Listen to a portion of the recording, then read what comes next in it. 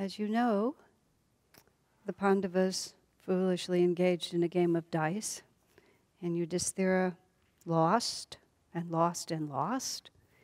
And then he and his brothers and his beautiful wife all had to be exiled for 12 years. The 12 years is not a random cycle. In spiritual life, you will find that things happen in 12-year cycles. It has to do with the astrological cycle of Jupiter. You'll find often, it was interesting for us, a lot of us at Ananda who were part of that first generation, came just around our 24th birthday. A lot of us were exactly the same age or within a few months of each other, and it was all on our 24th birthday. And when you look over your own life, you'll often see that whether or not it happens at 24, 36, 48, 60 or not, 12-year cycles are really extremely real on the spiritual path.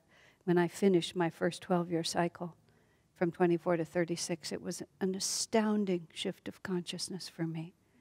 I mean, oddly, not at all dramatic, but I went from tilting one direction to just tilting the other direction. But it was like, whereas everything had been an uphill battle, all of a sudden it wasn't an uphill battle anymore because the balance just shifted in a more helpful direction. It was the first time I really realized how powerful they were. Also, the first time I realized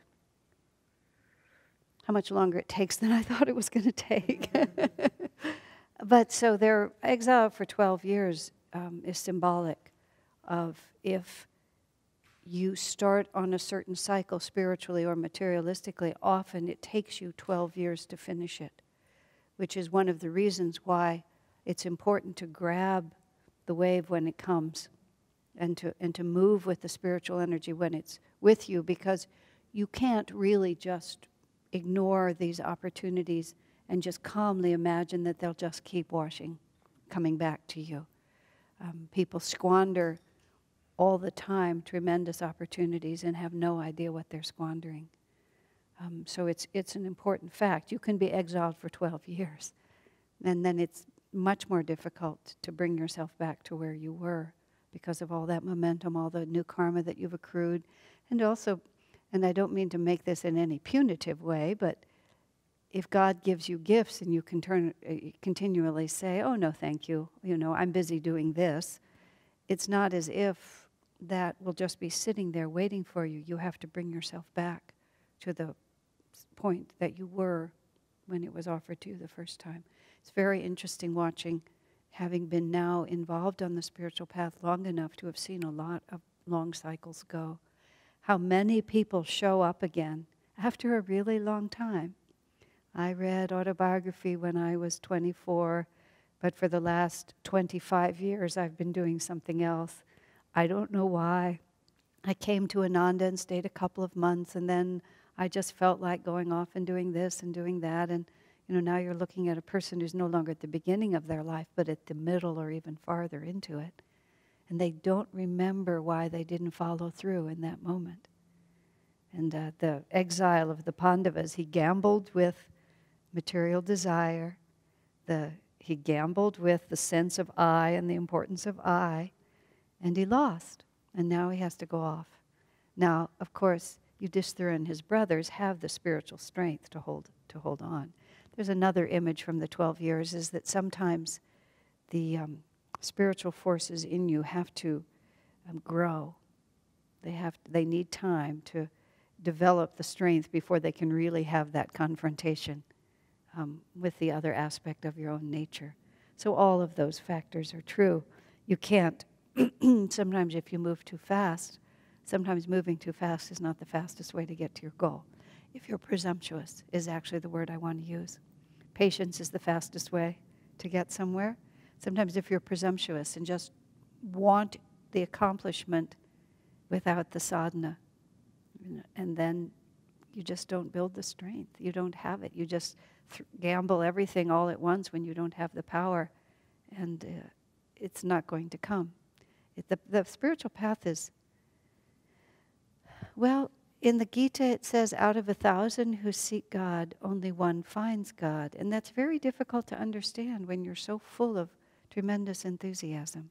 And that's not the only apt picture, because but it's more like out of all those people who are drawn to the spiritual path, a surprising number run out of steam before the end.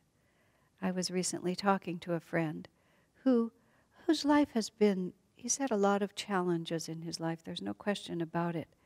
But I was saying to him, he had a picture of how his life would end up, and it hasn't really ended up looking much like what he expected, except he's never stepped away from God and Guru. And I was just saying to him, you have no idea what a tremendous success your life has really been. Think how many people used to be part of the spiritual path but have walked away from it. I said, and in all that you've been through, you've never left. I mean, that's a cause for enormous satisfaction, those who are loyal to the end. Swamiji tells a story. It's in the lessons he's presently writing. He's writing a series of lessons in self-realization right now. And one of them, he talks about a young man who came to Master as a monk. And he's talking about attunement and humility and service in this particular lesson. And when the monk came, Master told Swami to tell this young man, if you persevere to the end, you'll be liberated in this lifetime. I mean, that's quite a thing to be told.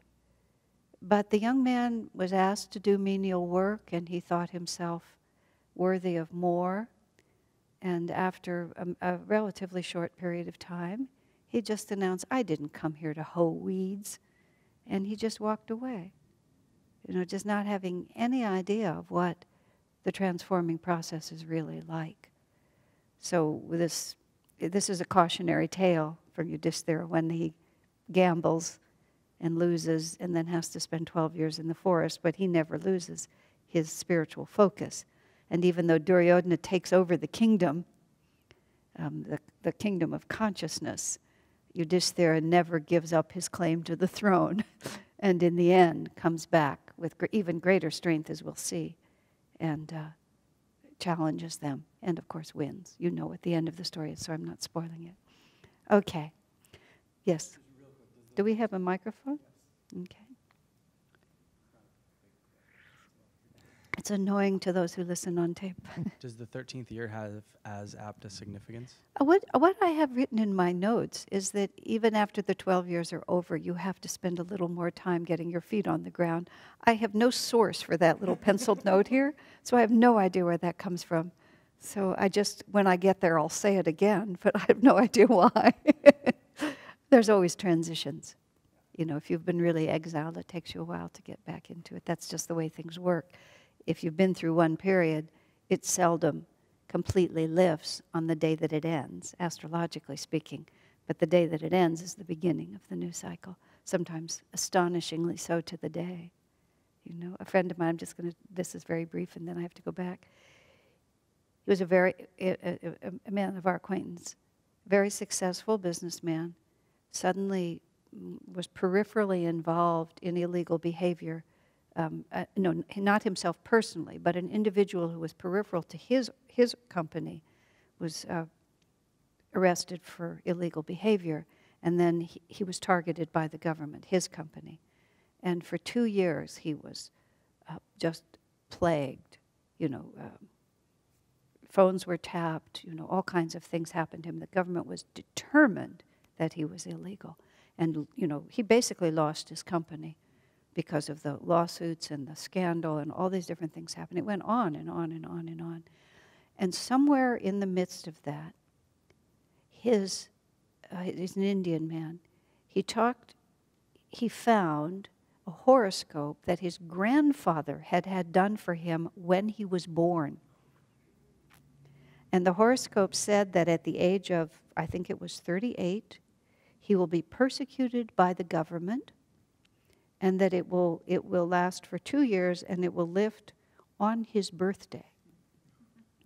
And like 2 days before his birthday, out of absolutely nowhere, there was a total reversal in the court, and I believe on his birthday, the whole thing stopped. I mean, just like when he was born, you just sort of think, oh well, we might as well just be happy, like why worry? about anything. So now we go forward. So now, the Pandavas and their beautiful wife, Draupadi, are all out living now in the forest. And there's always this huge, big deal made about being exiled. You're exiled from comfort, you're exiled from family, you're exiled from power. You just have to live simply in the forest. Of course, the noble people make a good thing of it. And Yudhishthira was, by nature, a bit of a renunciate. So he wasn't so unhappy, living among the rishis. They don't just go out into the wilderness, they go into the forest where the rishis live, and they go from ashram to ashram. But his brothers and his wife were absolutely outraged. The power of Yudhishthira to dictate the reality of his family. He was the eldest, he replaced the father who was passed, he was the older brother, he was revered also for his spiritual greatness and his sense of dharma. But his wife had been insulted. They had lost everything. He had gambled foolishly with all of their lives, and they were not happy with him. And Draupadi kept constantly telling Yudhishthira about all that she had suffered, and she would weep and talk about how, I have no husbands, you allowed me to be insulted like this, and Bhima would talk about his fury and how he wanted to go back and fight them, and Arjuna would talk impatiently, and Yudhishthira to all of them would just very long suffering silence, and when he ever spoke, all he would say is, I have given my word. I have given my word, and now that I have given my word, nothing can move me from this.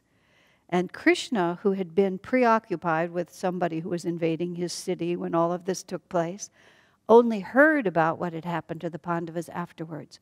So he goes and finds them. And Draupadi, Krishna is her court of last resort, and getting no help from anywhere else, she again throws herself at the feet of Krishna and explains to Krishna about how nobody helped her and how she was humiliated, and if only he had been here, and over again. And Yudhishthira just has to listen to this again and again and again. And Krishna promises both to Draupadi that he will avenge what has happened to her, and to the Pandavas that he will help them. But no matter how much they say anything, and we have many discussions back and forth, and these are the different ways in which the Mahabharata teaches us values, even if once you have given your word, you have to keep it. It is honorable. I entered into it. No matter how foolish I may have been to enter into it, once I entered into it, it was my decision and I made it. And then you see also, and I don't know to what extent this has been exaggerated or not, but you have this constant theme which plays out in the Mahabharata of respect for elders and unity of family and all of that. I have to feel just a tiny bit of that has come in afterwards, but nonetheless, there it is. So he's the eldest and they must obey him, but he promises them, and Krishna promises them, once this time is past, you'll see my wrath. So Yudhishthira also plays out his characteristic, which is calmness in the face of psychological battle. So Bhima is vitality, and even Arjuna, who's self-control, believes in his personal power. But Yudhishthira always remains calm throughout all of this. So he gives us all the different ways we can respond. Bhima's hot-headed and wants to just fly out and do something. Yudhishthira knows that unless they behave absolutely dharmically, they will lose their power. That's the other side of it. He knows that even though it appears that they could win, that their power comes from dharma. Unless they follow that dharma, they really won't have any power to succeed anyway. So Krishna advises them, and they all decide that they really need, though, to prepare for war. And Arjuna is the key to their victory. Arjuna represents the third chakra. In whichever direction the fiery self-control goes, all the other chakras all follow. So Arjuna decides that he's going to go to his father, Indra, and try to get some of the magic weapons of Indra, and he is going to leave them. And he leaves for quite a number of years and goes off to do tapasya to gain power. And he has a few particular adventures that play into the rest of the story that are very important. So he meets Indra, and Indra advises him to do tapasya, to propitiate the Lord Shiva above all, and to get a boon from Lord Shiva that will give him the strength. So the other repeating theme of the Mahabharata and of all these epics, which is extremely important, is if you want something, You have to apply your consciousness to gaining the power to have it. I've often joked early on in the early years of Ananda when we were so incredibly impoverished, which we still are, but just at a higher level, as we say now. Now we go bankrupt with multiple zeros after the numbers, where we used to go bankrupt, for $100. That people would talk about poverty consciousness and try to sort of teach us prosperity by having us not think like poor people. But I gradually realized that we didn't really have poverty consciousness. What we actually had was little rich kid consciousness, which is that we could just have money for the asking. And we didn't necessarily have to work hard to earn it. We didn't necessarily have to work consistently and hard and intelligently and creatively. We just thought if we just wanted the money, we would have the money. And a lot of so-called prosperity thinking was actually the opposite of real prosperity thinking. What we saw for real prosperity was Swami Kriyananda, who just always was doing something new, creative, and expansive at all times. And that's where real prosperity comes from. That's when he said to me, the secret of prosperity is creativity. If this doesn't work, you try something else. And if that doesn't work, you try something else. And if that doesn't work, you try something else until eventually your unrelenting effort brings it forward. So in the Mahabharata, we have always, Arjuna needs power, so he goes and does tapasya. He does sadhana. He focuses on divine attunement. He sacrifices his comfort and his ease. He leaves his brothers, and he focuses his mind one-pointedly on the acquisition of getting a boon from the divine and that divine giving him power. And he spends a lot of time meditating on Lord Shiva and propitiating him in various ways. And he's out in the forest there, and this wild boar comes by, and he decides to shoot the animal. And at the same time that he fires his arrow into this wild animal, another hunter who's out in the forest with his consort also shoots an arrow into that. And Arjuna is quite angry at this hunter. He said, I had him in my sights. It was my arrow and he belongs to me. You had no right to shoot him. And the other hunter says, no, it was my arrow. And they have escalating antagonism until finally it turns into a battle, because Arjuna is a Kshatriya and he will brook no insult to his honor. And then they begin to war with each other. And Arjuna, of course, is reputed to be the most powerful warrior on earth at the time, but he can make no headway against this hunter. And they fight with one weapon after another, and they bring it to a climax, but he can never succeed. And finally, Arjuna just doesn't know what to do, so he sits down and he makes a little Shiva lingam out of the soil there, and he puts a small garland on the Shiva lingam, and he's there and he's praying to Shiva. And when he opens his eyes, the garland is gone, and he turns around and he sees that the hunter is wearing it. And he realizes that he hasn't been fighting against an ordinary mortal at all, but that God has responded to him and tested him and been very, very pleased. So after he receives this boon from Shiva, which he asks for Shiva's personal weapon, this is how it's all described in the epic, that they get these specific weapons, which are, mantric powers, and they're not just something you hold in your hand, but they're a power that comes into them that gives them the ability to influence reality itself by what we would call magic, but is really just the force of their minds and their will. So after that, he goes to the abode of Indra, which is his father's place, which is the astral world, so to speak, and he makes friends with a Gandharva there, Chitrasena, who becomes a friend of his and helps him out later. And he's living with his father now, as they say in the astral world, whatever this really means. And there is a particular Apsara there. Apsaras are the beautiful women dancers who live in the astral world. And this Apsara is particularly, she is a consort of Indra's, but she's also taken with Arjuna. Everyone is ageless there, and all relationships are different. And her name is Urvasi. And she is so taken with Arjuna that she seeks him out in the night and comes to him and offers herself to him. I am so in love with you. And Arjuna says, but you are the consort of Indra. You are, like a mother to me. I couldn't possibly respond to your advances. And she says, you don't understand. Things are completely different here. There's nothing immoral about my desire for you. And besides that, it's not honorable when a woman offers herself to a man for him to refuse. It's an insult. And so she beseeches him and then begins to demand of him. And Arjuna absolutely refuses. And Urvasi becomes so angry at him. She said, well, if you can't behave like a man, I'm going to curse you. And I'm going to take away your manhood. You will become a eunuch. And this is not a very pleasant curse to have offered. And the next day, when Indra hears about this, he smiles at his son. He says, no one, he said, not even I, have been able to resist her. And he commends Arjuna on his self-mastery.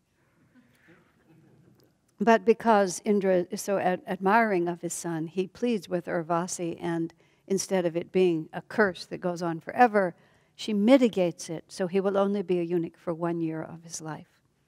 And that will serve you, Indra says, during the year that you have to hide out in disguise, because otherwise your power as a warrior would be so self-evident there would be no way to disguise it. So this is how the story goes. So, on another event that happened during the period of the time of their exile, all of the brothers are anxious to make Draupadi's life as pleasant as they can, even though she's constantly complaining about everything because there they are, trapped because of their inability to fight. She's the Kundalini energy. She's always pushing them to act, to have power and to move. And besides, she's just behaving like a woman. It's just part of the Mahabharata, is that she's endlessly complaining and she wants them to be different.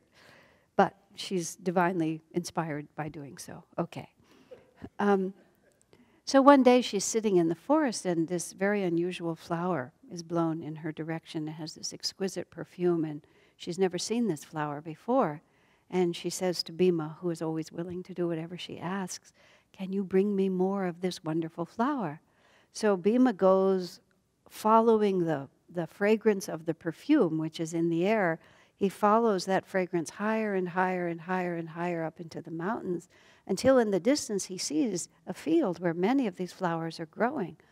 But suddenly, his way is blocked because there is this big monkey sleeping in the road. And Bhima says, I am Bhima. My wife Draupadi wants me to get this flower. The flowers are there. You must get out of my way.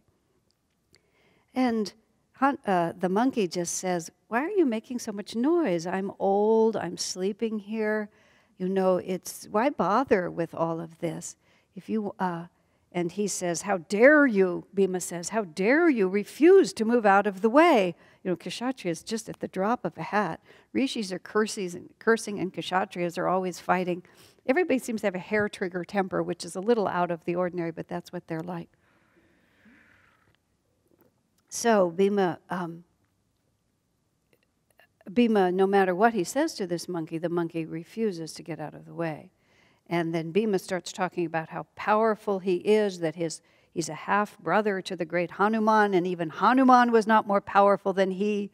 And Bhima's the monkey's very interested in the story of this Hanuman, and so Bhima tells him the tale of how powerful Hanuman is and brags again about his relationship because they have the same father. They're both the sons of Vayu, of the wind. And finally the monkey says, well, I'm very old, but if you want me to move, why don't you just push my tail aside? So Bhima goes there and he tries to just, lift the tail of the monkey aside, and it doesn't move. And he pushes harder and he tries as hard as he can and he gets all the force he has and it can't move. And finally he turns and realizes this monkey is really, who is this monkey?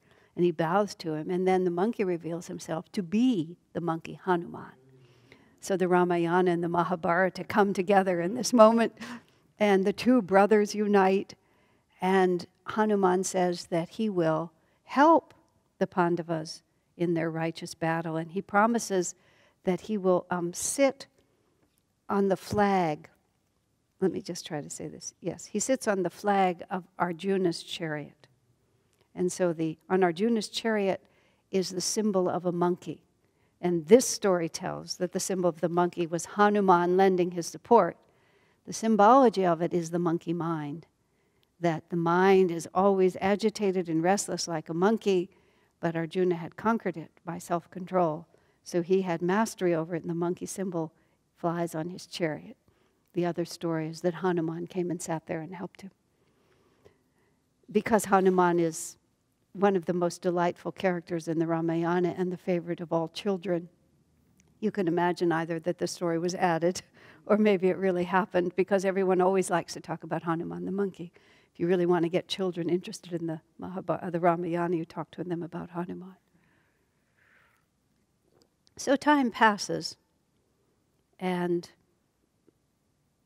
Yudhishthira and his brothers are moving around with Draupadi through the forest, and they finally come and they camp near a particular lake. Now, meanwhile, Duryodhana is establishing himself in Hastinapur, in his capital. He's getting more and more control over the kingdom. Of course, that's what happens when spirituality is banished, goes into exile, moves away. Then you begin to establish all of your material desires. You decide that you're not really going to live in an ashram and work for devotee wages anymore. You're going to get a good job. You get married to a materialistic person who helps you, and you get a house, and you get a lot of cars, and you get children, and everything begins to be established, really strongly. And you think you're doing exactly what you should be doing until you show up here 24 years later and wonder where the time went. But that's what Duryodhana is doing. And the people really like him.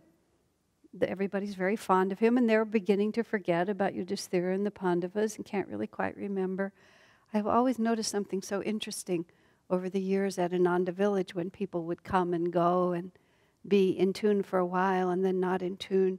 When you lose touch with that subtle vibration of attunement, you don't even know that you've lost anything. It's like if you have it, you know it, but if you lose it, it's too ephemeral, it's just gone. I remember a man once said he announced to Swami that he had a certain plan of something that he was going to do, which was really, he was really under the influence of Duryodhana. And he said, well, if Master doesn't want me to do it, he can stop me. And after he left, Swami turned to me and said, why would Master stop him? Why would he? That's not the prayer. If you don't want me to do this, stop me. The question is, Lord, what do you want me to do? And you can't just sort of move out and expect God to come into your consciousness if you're not inviting him. Earlier, before this recording started, some of you were here, and I was talking about an experience I had with this Swami who had a certain amount of yogic power, and he was describing a scene, and he took my consciousness into that scene, and I was actually there. It was in the Himalayas. He was talking about where he lived, and I was seeing it. It wasn't just that I was picturing it, I was actually there. And then I realized, just suddenly, this was just in a satsang, and it was just, with closed eyes. There was no external impetus, but it was really happening. I realized that he had come into my mind, and he was manipulating my mind. And I didn't like that. I did not ask him to come into my mind. I did not give him permission, and I immediately shut my mind to him, just closed off like that, and related very differently to him after that. And let's see what I was thinking. Let me just a moment. Let me find my thought.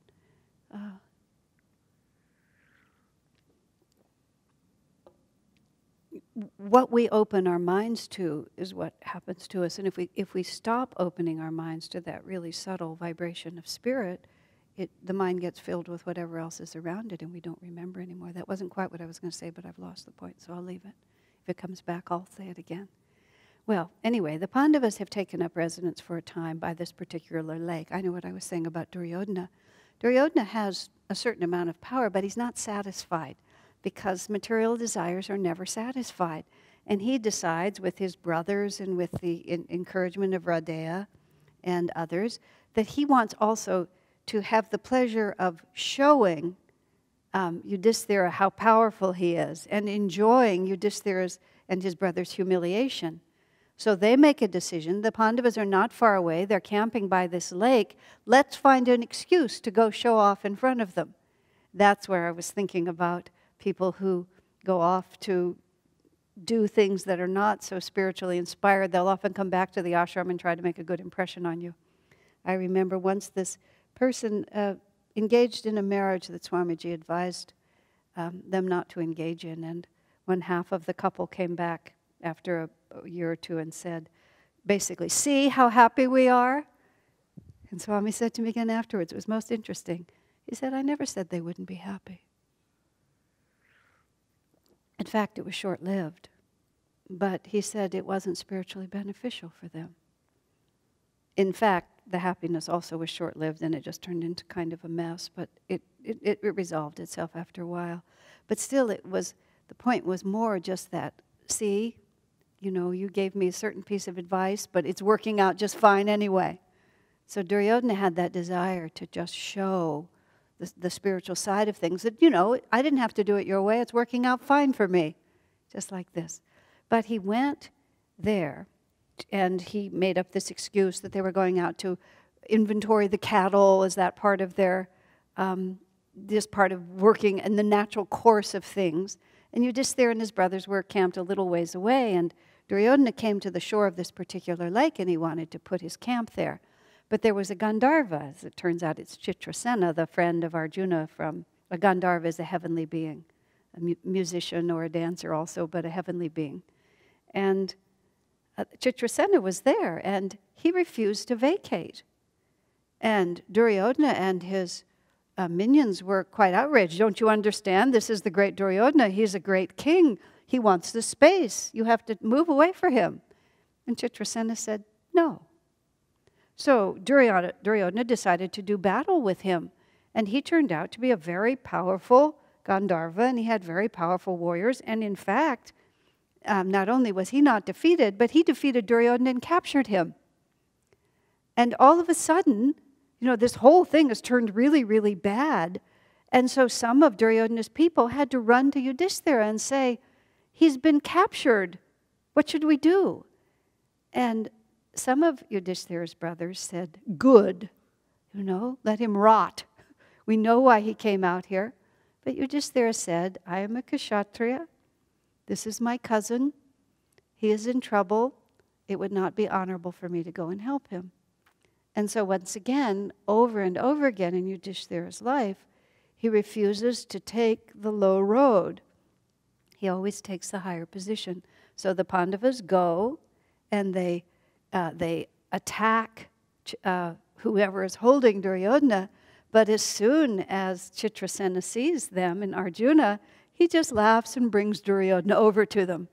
And he says, Indra sent me to teach Duryodhana a lesson. He said, he came here to humiliate you, and I was not going to allow that to happen. So now Duryodhana owes his life and his freedom to Yudhisthira, and even still, his brothers are saying, keep him imprisoned, and Yudhisthira says, no. He said he was captured, and we have rescued him, and now we have to let him go back. And then Yudhisthira tries to say, to Duryodhana, don't do this.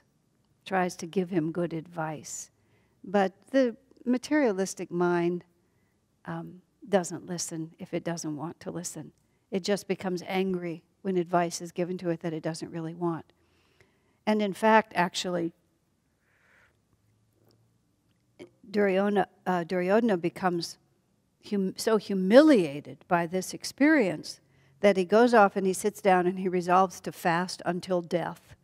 He says his honor has been so compromised by this, by having now he owes his life to the Pandava brothers, that he's going to fast until death. And everyone pleads with him to just put this behind you and go forward, but Duryodhana refuses. And then Sakuni, who's very, very crafty, says, well, if you're truly that penitent, if you feel that badly about it, why don't you just make peace with the Pandavas? Because he knows that that'll just make Duryodhana angry. And so Duryodhana sits there and contemplates that, but gradually all the sense of humiliation is replaced by the sense of anger that Sakuni has planted in his mind, and he becomes powerful again and just forgets that little impulse. You know, every so often, even the materialistic mind has this moment of higher thinking, but it rarely has the force to hold on to it. And that's why you see sometimes people who have very wrong and strong worldly habits, every so often they go through this period of time when they imagine that they're going to change things, but usually it wears off. You know, it's sincere while it lasts, but it's usually just a flash in the pan. So now they're out in the forest, and one of the Brahmins comes and asks for their help and says, you know, a deer seems to have run off with one of my tools that I need for my ceremonies, and they decide, and he asks for their help to get it back. So the Pandavas set out, but they're unable to find either the deer or what they're looking for, and they get very deep into the forest, and they become very tired and very thirsty. So they all just sit and wait for a moment, and Yudhishthira asks the youngest brother to climb up into a tree and look, and he sees not very far away a lake.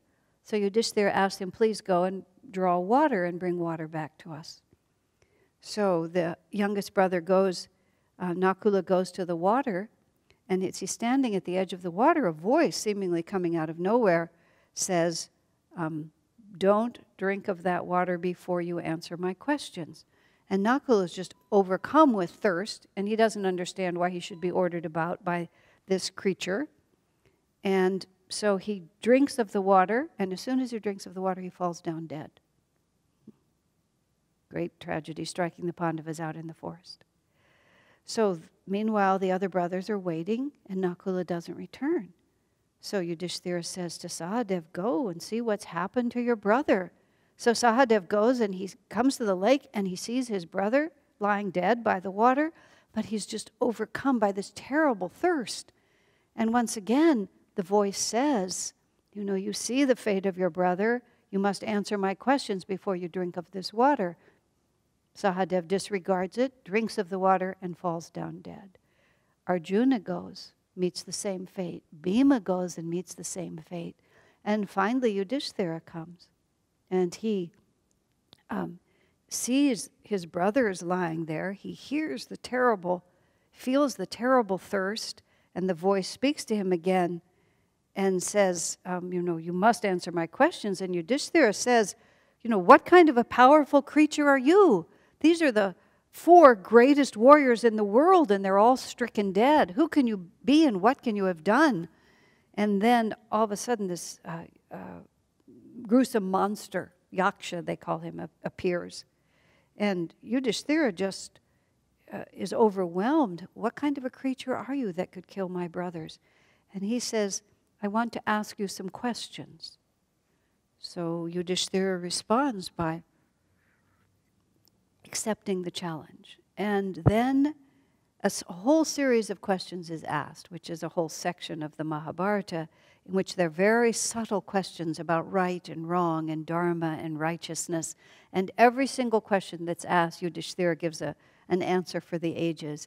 And finally, this fearsome creature asks him, what is the most astonishing feature about human life? And Yudhishthira answers, he says, that all around us we see everyone marching off into the abode of death, and yet we believe it will never happen to us. At which point the Yaksha says, I am so pleased with your answers, I offer you a boon. He says, I will give you back the life of one of your brothers. And so he asks for Nakula. And the creature says, Nakula, Arjuna is the greatest warrior of all time. Bhima is your favorite. You're relying upon these for your future victory. Why do you ask for Nakula? And Yudhishthira says, I am the son of Kunti. So Kunti has one living son. Nakula is the son of Madri, and she has no living sons. And so the creature is so impressed by Yudhishthira's complete commitment to Dharma without regard for his personal need or his personal preferences in any situation, that suddenly the creature reveals himself, and he is none other than the god of Dharma, who is also the god of death, who is Yudhishthira's own father. This was the mantra, this was the god that was invoked when Kunti gave birth to him. And he said, I have heard from everyone about your wisdom and your righteousness, and now I have seen it for myself. And so he gives back to him the life of all the sons, all his brothers, and they all come to life again. And then he says to Yudhishthira, I offer you one more boon. What would you like? And, all through, Arjuna is trying to get Shiva's weapon. He's trying to get Indra's weapon. Everybody's trying to get strong for the war. And Yudhishthira, faced with the opportunity to have anything he wants, asks to overcome his deadly enemies. And he lists them: lust, anger, avarice, arrogance, envy. And the Lord of Dharma says, you've already mastered all of these. There's nothing more I can give you. And the lesson here, of course, is the most powerful weapons of war against the king of material desire is to master those qualities in yourself. And then you have all the power that you need to defeat your enemies. So now the 13th year has come, and they have successfully managed to live these 12 years in exile without too much hardship. And in fact, they've gotten stronger. They've gotten the assistance of Hanuman to help them. Arjuna has gained the power from Shiva and also from his father. He has this curse from Urvasi, but now it's the 13th year. And so they have to decide where they're going to spend that year. So they review the various kingdoms where they could go, because they need a righteous place to live, a place in which large enough that they can all disappear into the kingdom and find a way to live for these 13 years. So each of the brothers begins to make a choice about what they will do. And they decide that King Virata is the place they're going to go. And his name actually means samadhi. So they go into cosmic consciousness for the last year, and that's how they hide from material desire. He can't find them because they are in a state of consciousness where he can't go to search them out. So each of them has to have a disguise. Yudhishthira decides that he will go to King Virata, and he will say that he was a counselor to King Yudhishthira during the 12 years of exile. But now that Yudhishthira has gone into hiding, he has no place to be. And he says, I was so close. He says, I will tell the king that I was so close to Yudhishthira that he never did anything without my knowing it. Okay. Bhima decides, Bhima, of course, is the man of fearsome appetite. And he decides that he has become an expert cook because of his own affection for eating. And he will go into the kingdom and he will offer himself as a cook. And he will offer to prepare the most wonderful dishes and make himself invaluable to the king. And also because he's so powerful, he will offer to be a wrestler, and he will train all their young men in the gymnasium.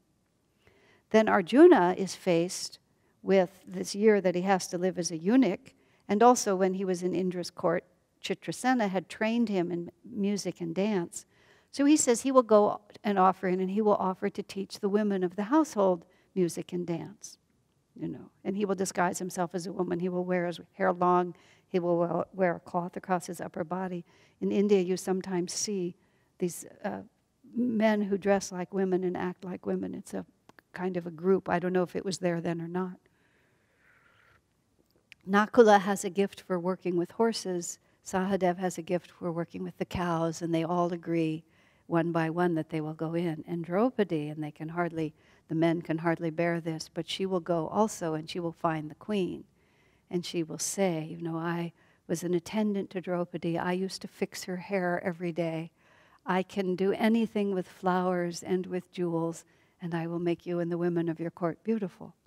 So one by one, they slip into Virata's kingdom, and each of them has their disguise, and each of them is taken in exactly where they're meant to be. When Draupadi enters the city all by herself, she's so beautiful, she immediately attracts the attention of the people there, and the queen sees her and calls her to her.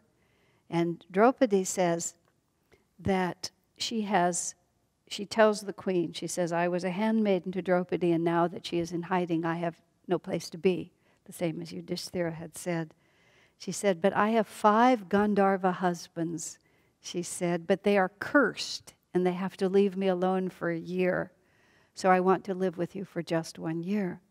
The queen sees, though, and senses this, sees not only her beauty, but senses her enormous power, and says to her, but you are so beautiful.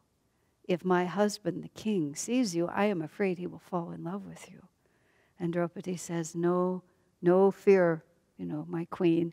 I will never leave your apartments, and I will always hide from his view. And if you will just take care of me, allow me to take refuge here for this 1 year, then I will make sure that nothing happens. So the queen agrees, and they all begin to make their way there. And of course, because the presence of the Pandavas are there, Virata's kingdom begins to flourish.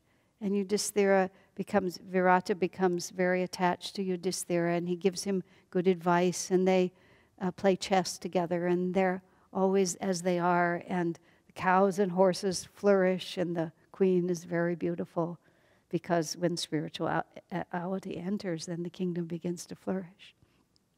So 11 months go by in this way. So the 13th year is moving along, and they're all just waiting. And the power of Virata's kingdom is to a certain extent because of the power of his brother-in-law, and his name is Kichaka.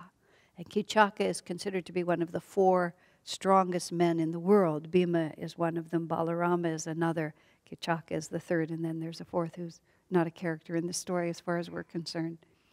And one of the reasons Virata's kingdom is so powerful and safe is because Kichaka, as the commander of the army, keeps it that way. And he's always expanding the power.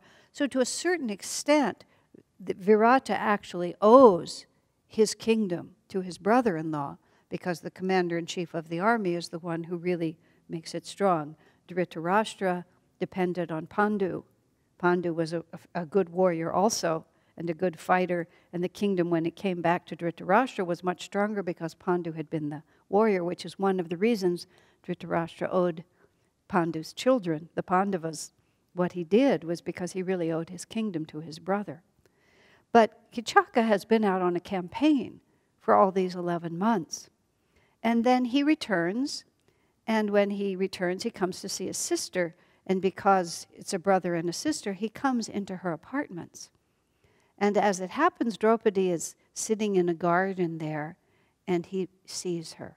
She is kept out of sight of all the men of the kingdom this whole time, but because he came into his sister's private quarters, he saw her, and he immediately has a desire for her. He falls in love with her. And he speaks to her there. He says, you're such a beautiful woman. Why don't you come to my apartments? You shouldn't be here as a maid servant in my sister's apartments. You should be a queen in your own right. And she says, please, sir, leave me alone. This is an improper advance. And he's insulted by that. I am the most powerful man in the kingdom, he says. Even the king himself will not dare to defy me, and I have invited you to come into my apartment, and how dare you refuse me? And she says, please, she said, my 5 Gandharva husbands will be very angry. You must leave me in peace. And he says, what am I afraid of anyone? He's one of the 4 most powerful men in the world. He's not afraid at all. So time passes, and he becomes obsessed with her. And he begins to harass his sister, because his sister has promised, the queen has promised to keep Draupadi there, but now her brother is really intent, on having her for himself. And she tries to remind him of the Gandharva husbands, and she has a very bad feeling about this, but he absolutely won't listen. And finally, the queen gives in. And Draupadi tries, and she makes up an errand. She says, my brother has some special wine in his apartments. Here, take this bowl and have it filled. And Draupadi knows exactly what's going on, and she says to the queen, please don't do this. Your brother's intentions against me are entirely dishonorable. You know that I have 5 husbands. Now, the queen is not used to being contradicted by her maid. And suddenly she becomes very angry and absolutely insists that she go. So when Draupadi arrives at Kichaka's apartments, he immediately is not at all interested in filling the wine bowl, and he makes improper advances toward her, and she becomes very angry. Draupadi becomes very angry, and he becomes more aggressive. And she tries to run away, but he catches her by her hair, and he knocks her down, and he tries to overpower her. But she escapes from him, and she runs into the king's chamber, into the court where it's holding session, because she knows Yudhishthira will be there. Here she is. She's the wife of a great king, and this man is trying to take advantage of her. And Bhima is also there. And Draupadi appeals to the king. He's making improper advances. You must protect me. But the king, Virata, even though he's an honorable man, he's also afraid of his brother-in-law. Not only does he owe him the kingdom, but Virata knows that Kichaka could just attack him easily. And besides, this is just a maidservant. He doesn't understand why he should be so protective of this maidservant. If his commander-in-chief wants the woman, then it's really none of his affair. So Virata tries to get out of it by saying, well, no one else was there. We just have your word against his. Because also, why would she resist him? He's the most powerful and wealthy man in the kingdom, and she's just a maidservant. This certainly looks to him like an upgrade for her, and he doesn't understand. Now, Bhima is becoming so angry that he starts to uproot a tree. This is how they always describe it. And they are very close to the end of the 13 years, but if they're discovered, then they have to go back for 12 more years of exile and another year of hiding. So Yudhishthira, without revealing anything, says, don't try to burn green wood. The time is not right to set the fire. So with great self-control, Bhima manages not to respond in the moment. But Draupadi is extremely angry. And she just simply says, as insultingly as she can, my eldest husband is a dice addict, and therefore all my husbands behave like cowards, she says. She never minces words. So she leaves. But late that night, she simply can't bear it anymore. Now, all 5 of them have been living there without ever revealing their relationship to each other. But she sneaks out that night, and she goes to Bhima's chamber because she knows he's the one who's going to help her. Arjuna is a eunuch at the present moment. Yudhishthira has already expressed himself, so she goes to Bhima, because she knows he has got the heart feeling, and he's the one who's going to help her. So she just weeps and wails and tells him how, and reiterates all of the insults and all of the difficulties that she had, and this is the final unbearable thing, and she simply cannot stand it anymore. So Bhima promises to help her. So they come up with the plan. The next day, Kichaka comes to her and says, see, you go to the king, and even the king won't help you. I am the most powerful person here, and I want you to come to me, and no one will protect you. And according to the plan that she's made with Bhima, she plays it very coy. And she says, I had to play it out like that because my 5 husbands are very, very powerful. So now everyone knows that I have refused to go with you. So meet me tonight at midnight. And then she describes the trysting place, which is the dancing hall, which is at the edge of the court, where no one ever goes in the night. And she promises, I'll be there at midnight. Kichaka can hardly wait for the day to end. He just waits he's so excited, and he perfumes himself, and he dresses in his finest silks, and all he can think about is this woman. So she sends word to Bhima, and when the midnight hour comes, Bhima comes first, and he wraps himself in the kind of silken garment that a woman would wear, and there's a couch there, and he crawls under the couch and pulls the covers up over, and the queen stands behind a pillar. And so Kichaka is nearly drunk with his lust and passion, and he's crawls into the bed, but as soon as he touches her, the body he touches does not feel anything like the body he expects to feel. And Bhima just rises up. And then the 2 of them have a battle. And Kichaka is very strong, but he was taken by surprise. He was not prepared for a battle. His mind is weakened by his desire. And eventually Bhima succeeds. But Bhima's rage at all that he's had to hold in all that time, knows no bounds. And so he not only kills him, he stomps him to pieces and leaves a nearly unrecognizable lump just on the ground there. He says, "The woman you have fallen in love with is death itself, and I am here to greet you." So, and then Draupadi calls the guards and says, "See what happens to those who dare to insult me." You know, the Kundalini power does not cower in front of anyone. She doesn't shrink back. She proclaims it. And the queen is horrified because this is her brother.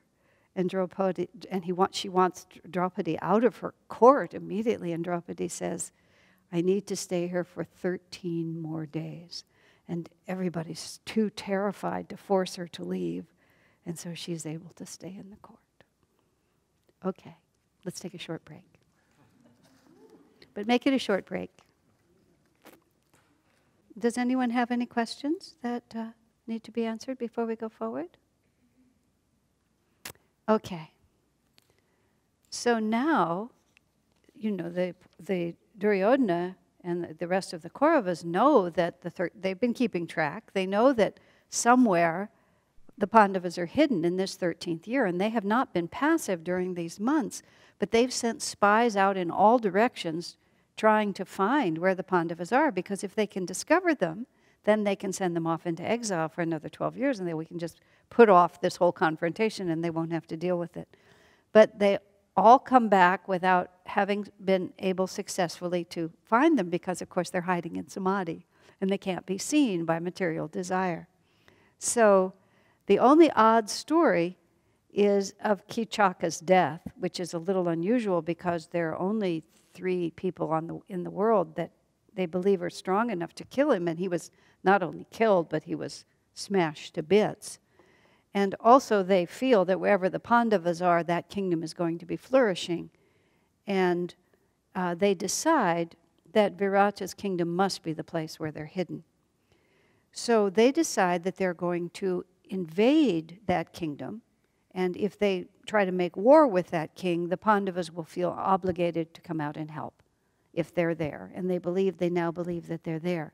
So they decide that they're going to attack the city from 2 sides. They're going to go in on one side, and they're going first just attack, and then on the other side they're going to steal all the cattle and take the cattle away. Cattle always represents the wealth.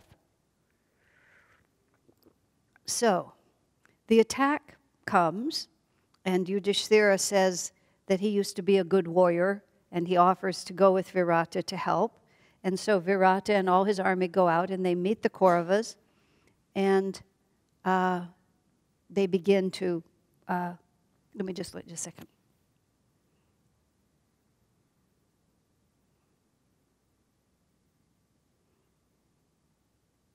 Okay, and while they're out doing battle on that one side, then the city is attacked from the other side. But when the city is attacked from the other side, there's nobody left in the palace to go and help them. Now, Arjuna has been this whole time, he's been the dancing instructor for the princess in the house. And she's a young girl, and he's become very attached to her. And her brother, who's also, relatively young, is the only one left when the attack comes from the other side. And so the young boy says, well, there's no one here. I can go out and I can fight and I can win.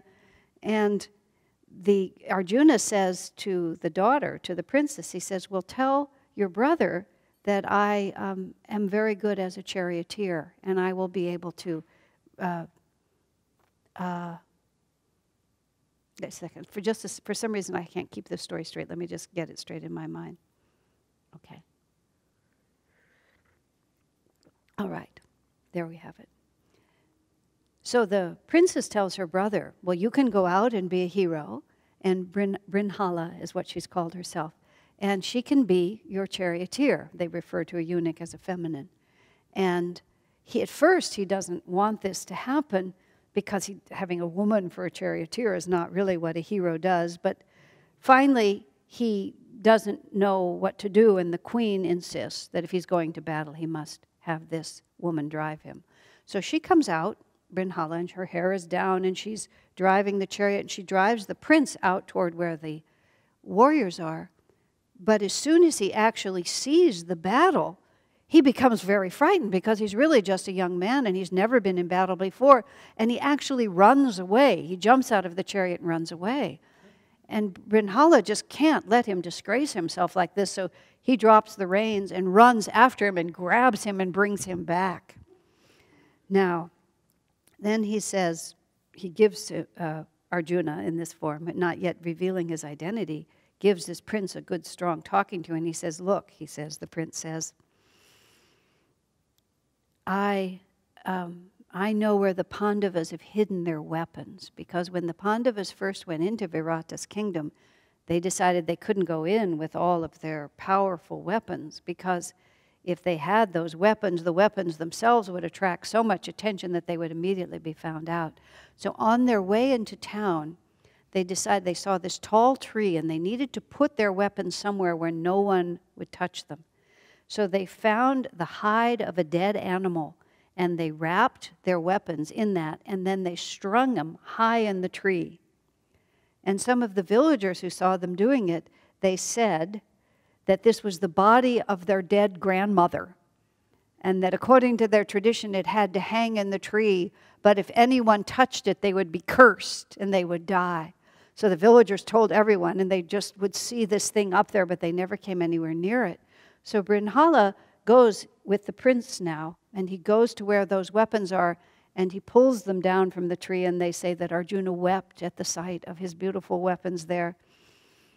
And then he tells the prince who he actually is, that he is not this dancing instructor at all, but he's Arjuna, and that all the Pandavas have been hiding in the kingdom this whole time.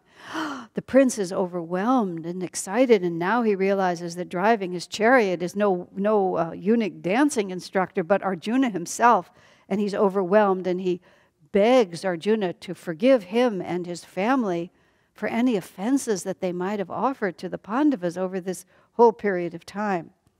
So now the prince is there, and Arjuna is there with his weapons, and he comes back out onto the field there, and Duryodhana's, the elders have come with Duryodhana. They're leading the army. They're cooperating with Duryodhana because that's their position to do so. Bhishma's there, Drona is there, and Kripa, who's another one of the elders. So Arjuna takes 2 arrows, and he shoots them at the foot of Bhishma, and then he shoots 2 arrows at the feet of Drona, 2 arrows at the feet of Kripa. And Bhishma immediately recognizes Arjuna and realizes that indeed the Pandavas are there as expected. And so Arjuna is asking his permission to fight with them. And then Arjuna shoots 2 more arrows at each man, and it whizzed by each of their ears. And the elders are just thrilled to see Arjuna again, and very impressed by both his graciousness and his prowess. So they go into battle, and Arjuna battles with all the great heroes and defeats them all. And before they left, the princes said to Brinhala, "Oh, bring me back, silk and jewels from the enemy when you defeat them." So finally Arjuna has done enough of fighting, and he issues a mantra which makes everybody on the field of battle, all the enemies, go unconscious. So while they're unconscious, Arjuna and the prince go and they gather up their silks and their jewels to take back to the princes. And then when they come back into consciousness again, Duryodhana is still really angry and wants to fight, and Bhishma says, "You've been humiliated and defeated. They took your jewels and took your silks. Just go home. There's nothing you can do now." And Duryodhana realizes he's really impotent against this spiritual power, because material desire can be defeated by self-control. And in fact, all the so-called riches that material desire accumulates, they can all just be stripped away by self-control. Material desire can't hold on to anything. He defines his success by what he has externally. Arjuna just can take all that away and still be triumphant. Okay, so just as Duryodhana is leaving, Arjuna shoots 1 more arrow, hits Duryodhana's crown, and knocks it to the floor. knocks it to the ground. So then Arjuna goes back, wraps up the weapons again, hoists them up into the tree, resumes his persona as the dancing teacher, and then they go back to the town. Now, when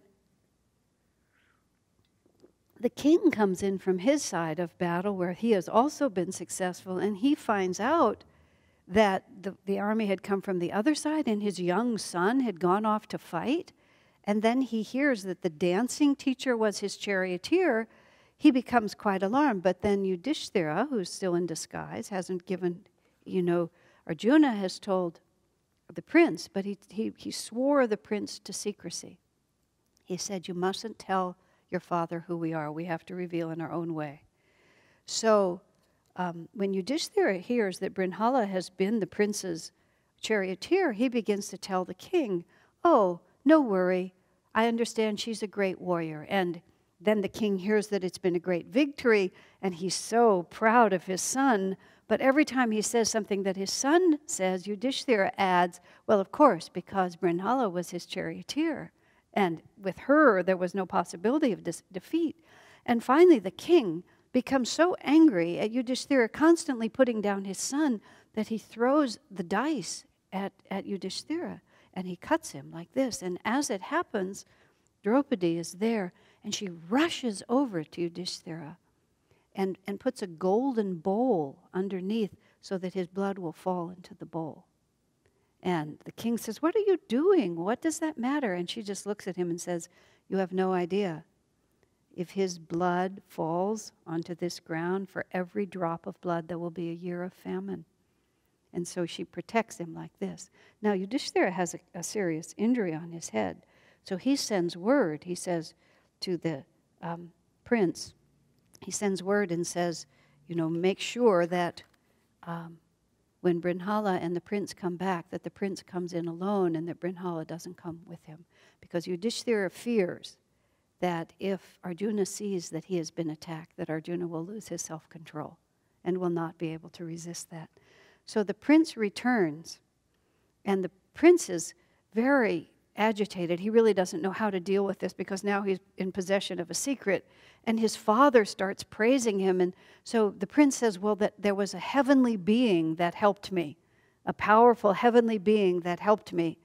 And the king says, well, show me who he is. Tell me who he is. I want to honor him. He said, I'm so grateful to him. I want to give your sister as his bride, such a powerful warrior who helped us. I want to make him part of my family, and I'll give the princess, my own daughter, to him as a bride. And then Brinhala comes in, and Yudhishthira keeps his eyes averted the whole time, and Arjuna is very anxious to sort of share the joke with Yudhishthira, but Yudhishthira will never look at him because he's hiding what's happened to him because he's afraid of his anger. So that night, they all get together, and then it's obvious that Yudhishthira has been injured, and it comes out that the king has actually injured him. But they agree that they will not take any revenge upon him. They will give him a chance to redeem himself. So they realize now Duryodhana knows where they are. There's no reason for them to be in hiding anymore. So the next day, they take silks and jewels from all over the palace, and all 5 of the Pandavas with Draupadi are all sitting. And they go into the king's court before the king arrives, and Yudhishthira sits on the throne, and the others sit all around them. And Virata comes in, King Virata, and he sees that he's on his throne. What are you doing there? And then they tell him who they are, and he begs forgiveness for his injury and for anything he might have said wrong. And the prince is so relieved to be able to finally say who Arjuna is, and Virata treats them with great honor and is so grateful that they've been in his kingdom all this time. So he says to Arjuna, I promised my daughter to you because you are the great hero that saved my kingdom. Arjuna says, she's been like a daughter to me all this time when I have been her dancing master. He said, I couldn't possibly marry her, but I will accept her as the bride for my son. And so that's very satisfactory to everyone. Now the word goes back to Duryodhana. And Duryodhana sends word. He says, well, you've come out before the 13 years are gone. And they said, no, check with the astrologers, ask Bhishma. In fact, the calendar was such that they gained a little bit of time every year. And in fact, it had expired and that it was deemed right. So there's a great celebration that happens. Arjuna's son, Abhimanyu, I believe, comes. And there's a great wedding celebrated, and all the kings come, and everybody is thrilled. Except that they all know that there's going to be war. So Krishna comes and they hold a great council. And they decide that even though war may be inevitable, some effort must be made to negotiate before they go straight to war. At the same time, though, all the forces are beginning to gather on both sides. So a Brahmin from their court is sent to Duryodhana to demand a return of the kingdom, otherwise there's going to be war. Return of half the kingdom, that's all they're asking for, just what they had. And in the meantime, everybody's getting ready, and Krishna goes back to Dwarka, where he lives, and then Arjuna realizes he must rush there and ask Krishna to support him, because the code of honor was whoever asks you to support first, you at least have to seriously consider their offer. So Arjuna runs to Dwarka to see Krishna. Duryodhana hears he's going, and he also rushes there, and Duryodhana gets there just before Arjuna. And it's, oh dear, what's going to happen here? But as it happens, Krishna is asleep when they both arrive. So Duryodhana, because he came there first, walks in first, and he goes and sits on the chair by the head of the bed where Krishna is sleeping. Arjuna, as soon as he sees Krishna, is so filled with reverence that he takes a seat at the Lord's feet. And he just sits there in reverent admiration of the Lord while the Lord continues to sleep. So Krishna wakes up, and because Arjuna is at the foot of his bed, when he opens his eyes, he sees Arjuna first. And then when he turns his head, he realizes that Duryodhana is also sitting next to him. And he says, my cousins, because they're both his cousins, what may I do for you? And they say, although Krishna knows, we believe there's going to be war and we've come to ask you to support us. And Duryodhana says, I arrived first, and by right my request should be honored first. And Krishna says, well, that may be true, but I was asleep, so I don't know who arrived first, but the first one I saw was Krishna. And he says, besides, he says there's a tradition that the younger always gets to get his request in first. And Arjuna is younger than Duryodhana. Duryodhana is the contemporary of Bhima. But he said, here's what I'm going to offer you. He said, I'm going to give you two choices. He said, my army, my men, my cattle, my horses, my elephants, all the implements of war, my soldiers are invincible, and I will offer my entire army to support your cause. That's one side. And on the other side, it will be only me. And I will not pick up a weapon, and I will not fight. And then he says, as the youngest, Arjuna, you can choose first. And Arjuna says, Lord, I choose you. Duryodhana is overjoyed. He thinks that Arjuna has made the stupidest possible choice. And so he goes off very satisfied because he has all of Krishna's army. And Arjuna knows wherever the Lord is present, there shall be victory. And he knows he's made the best choice. And Krishna chides him a little bit for making that choice. But Arjuna knows, then Krishna knows that their victory is now assured. So several messengers go back and forth between Duryodhana and Yudhishthira, but it looks obvious that it's not going to resolve itself. Finally, Yudhishthira sends the word. He said, look, I'm not going to ask for half the kingdom. I'll be satisfied with 5 villages. And then he names 5 villages that he wants. And that message goes in. And the 5 villages he asked for, the one village where the burning house was situated, the place that was the barren place that was given to them as half of their kingdom. He asks for the place where the dice hall was built. And then he asked for the place where Bhima was poisoned. He names 4 villages, and then he said, you can name the 5th village. And of course, by just naming those cities, he's also listing out the grievances that Duryodhana and the outrages that Duryodhana has perpetrated on him. But Duryodhana absolutely will hear of it, and not hear of it at all. And he declares, I will not give Yudhishthira so much land as is covered by the points of 5 needles. And the word goes back to Yudhishthira. Now, definitely, there's going to be war. But Krishna says, I must make an effort. He said, I know this effort will be absolutely futile, but people need to know that Krishna tried, that I made this effort. So Duryodhana has this thought first. Dhritarashtra has this thought first. The blind mind believes, I'll buy the favor of the Lord. I'll give him gifts. I'll give him money. I'll give him adulation. I'll give him jewels. And Duryodhana just laughs at that. He knows that Krishna can't be bought like that. But Dhritarashtra is so afraid. He's afraid. He knows that he's been blinded by his attachment to his son, but he also knows Krishna has power, and he's just so confused he doesn't know what to do.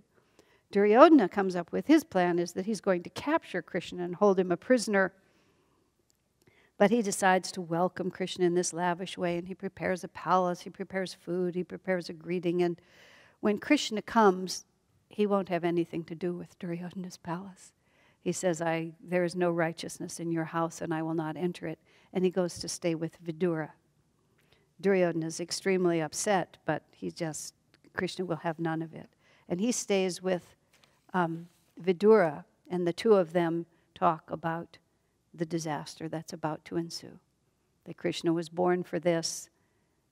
Duryodhana has played right into it that the house of the Kauravas is doomed and the Pandavas will certainly survive. But Vidura has been Dhritarashtra's companion through all these years, and so he stays. Krishna goes to the elders and he says to them, to Dhritarashtra and the others, he says, you must bind up Duryodhana and Karna and his brother and Sakuni. You turn them over to Yudhishthira. Just make prisoners of them and give them to Yudhishthira. He says that's our only hope. And they try again to persuade Duryodhana, but he will have none of it.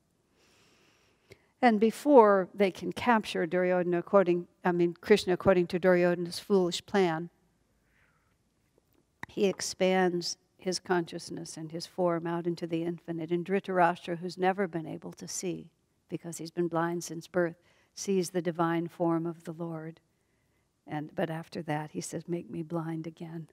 I don't want to see. I don't want to see what's coming.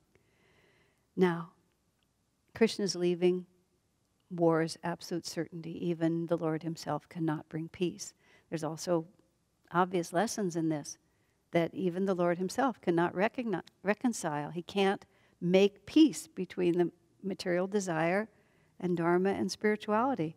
He can try, but Duryodhana is unalterably opposed. And so war is inevitable, and that's the symbology of Krishna going and trying to make this happen. And Duryodhana imagining that he can capture the Lord and hold him a prisoner and still have his own way, and Krishna just making that impossible. So,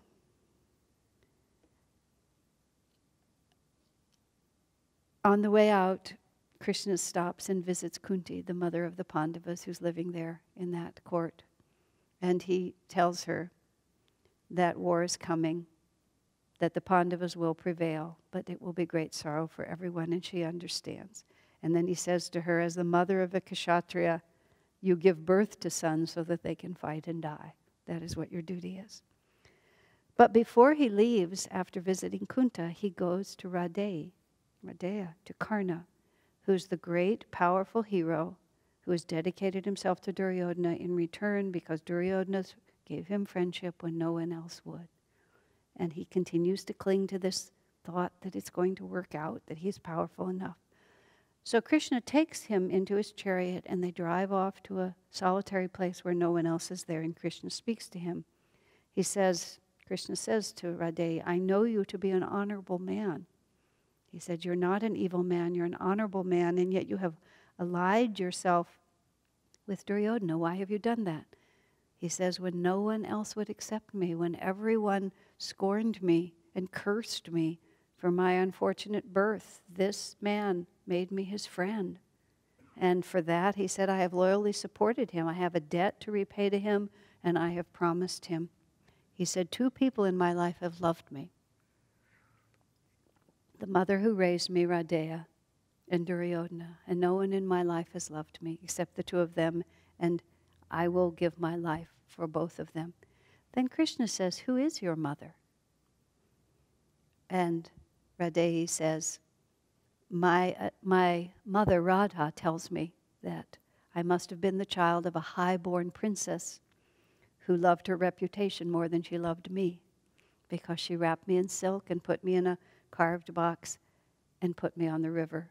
He said, but I have a wonderful mother in the woman who raised me. And then Krishna says to him, did you know that your mother is in fact a princess and that she has 5 other powerful sons, in fact the greatest heroes in the whole world? He realizes that Krishna is telling him, for the first time, someone is telling him that Kunti is his mother and that his brothers are the Pandavas.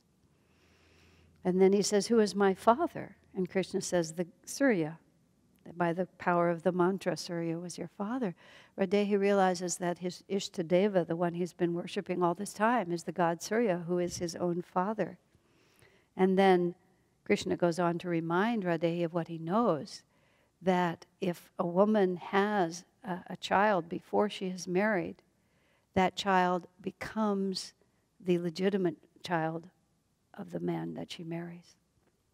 And so not only is he one of the Pandavas by right, but he's the eldest of the Pandavas.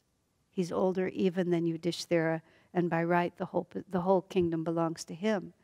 And Krishna says, if you go to Yudhishthira and tell him who you are, and Kunti will confirm who you are, he will turn the whole kingdom over to you. And the beautiful Draupadi will be your wife, just as she is the wife of all the brothers.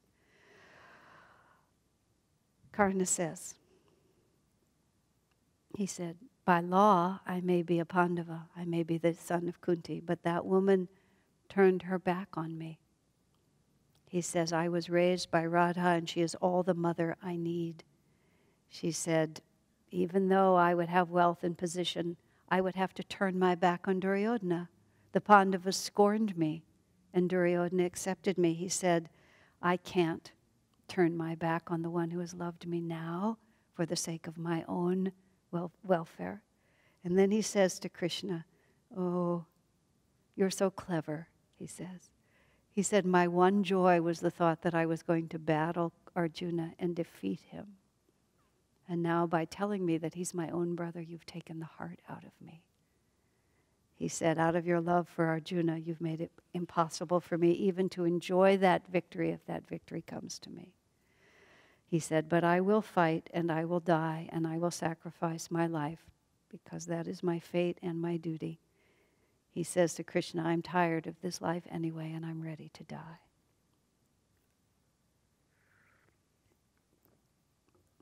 So,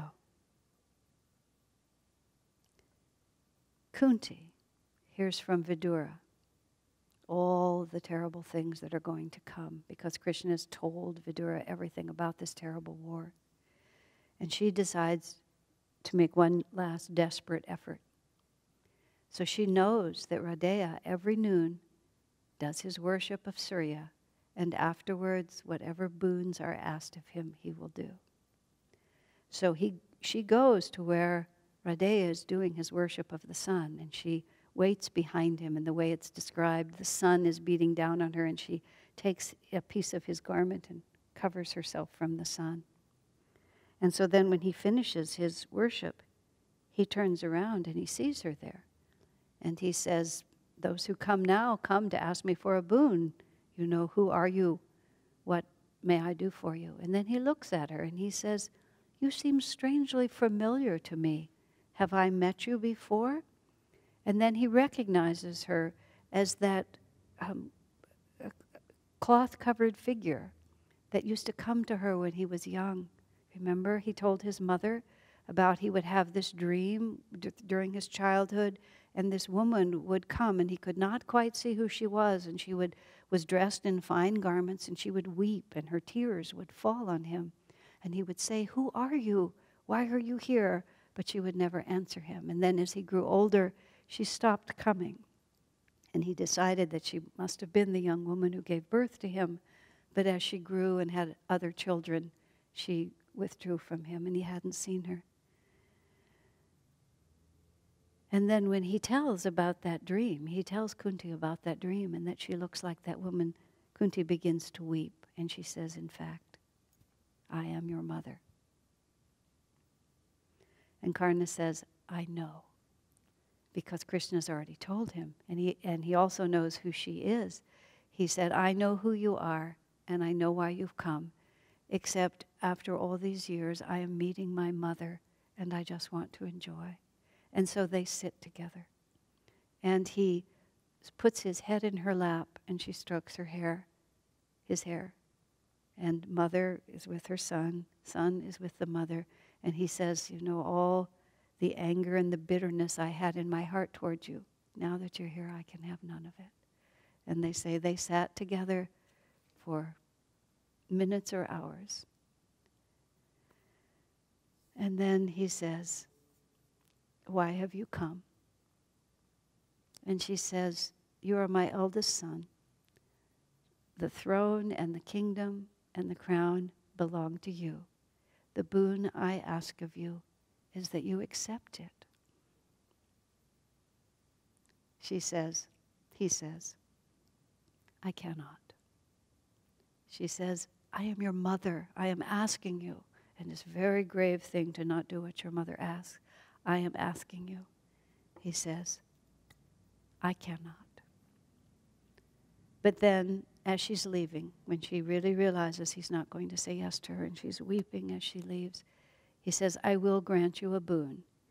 He said, "I will spare all of your sons except Arjuna." He said, "I could conquer them all, but I will only conquer Arjuna. And either Arjuna will die or I will die. But at the end of the war, you will still be the mother of 5 sons." That's it for tonight.